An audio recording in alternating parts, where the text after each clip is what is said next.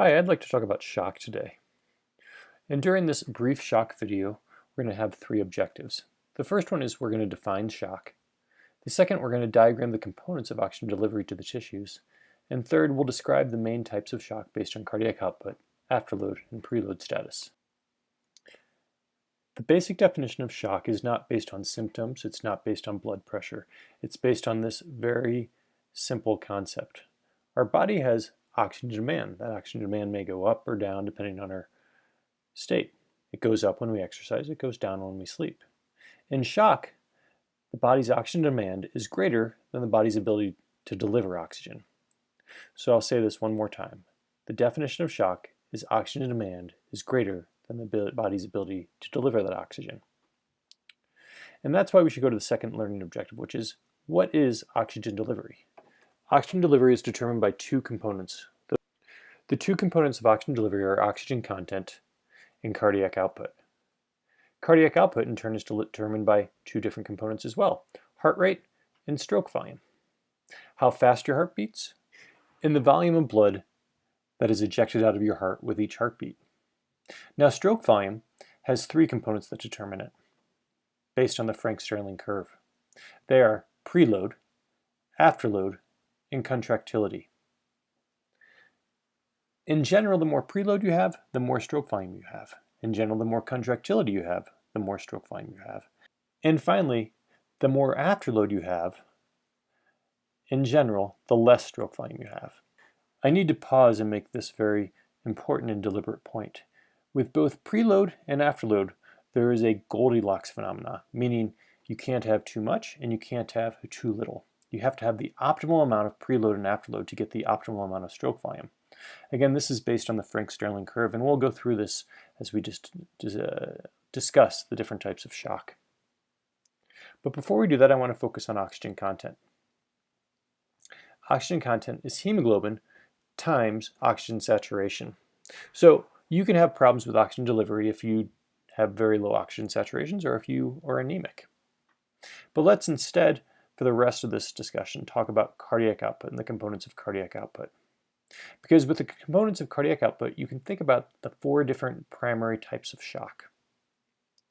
The four primary types of shock are hypovolemic, cardiogenic, distributive, and obstructive.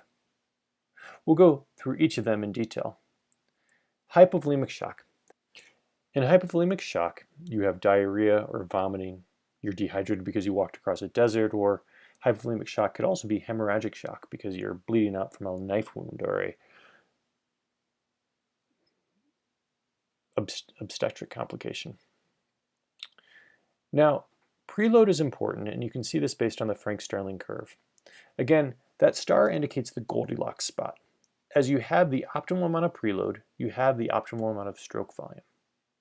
But if preload goes down,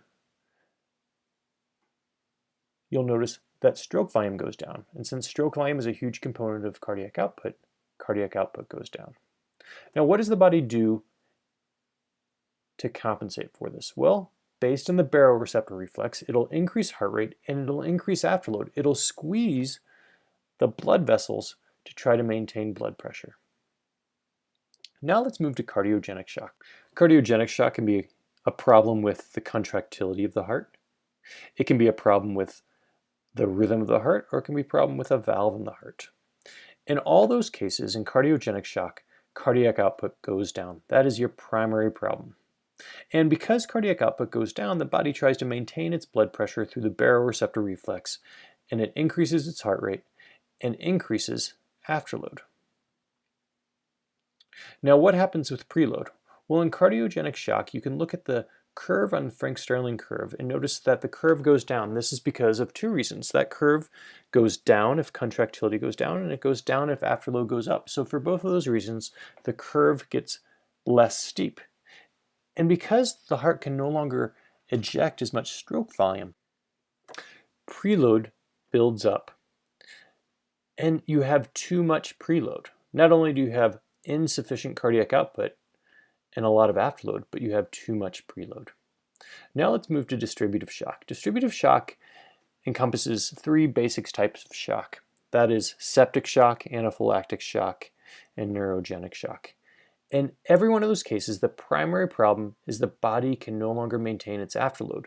The vessels dilate because of a problem with either the nerves, anaphylaxis, the histamine release causes the veins and arterioles to dilate, or in distributive shock, the bacterial toxins cause the arterioles or to dilate.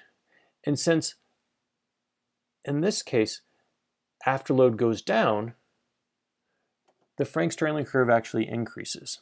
And what happens initially when the Frank-Starling curve increases is that you actually have an increase in cardiac output. These patients are warm and flushed and they have bounding pulses and the blood is going everywhere. But guess what? Because the blood's going everywhere and the afterload is down, the blood pools in places where it should not be pooling. It pools in the tissue, it pools in the venous system, but it doesn't get back to the heart. And when it doesn't get back to the heart, the preload goes down. And guess what happens when the preload goes down? Well, the cardiac output goes down. So in distributive shock, initially, you have a brief increase in cardiac output until the preload goes down. And then once the preload goes down, the cardiac output goes down. We're going to finish with obstructive shock. In obstructive shock, there's a problem with getting blood to the left ventricle. I think of three classic types of obstructive shock. A tension pneumothorax, where there is air in the pleural cavity, and because of that, blood can't reach the left ventricle. Or a pulmonary embolism, where there's a clot in the pulmonary vasculature and blood can't reach the left ventricle. Or in a cardiac tamponade, where blood has trouble reaching the left ventricle as well. And in all those cases, since there's a decrease in blood in the left ventricle, preload goes down. And because the preload is down, cardiac output goes down. And of course, the body tries to compensate for this dramatically. It tries to increase its heart rate, it tries to maintain its blood pressure, and it increases afterload. So again, these are the four different types of shock, and you can think about them with their preload, cardiac output, or afterload status. So we've defined the type of shock, we've diagrammed the components of oxygen delivery, and we've talked about the main types of shock: hypovolemic, cardiogenic, distributive, and obstructive, based on cardiac output, afterload, and preload status. Once you have this done, you can think about the clinical scenarios where each of these types of shocks occur and the treatment. Thanks for your time.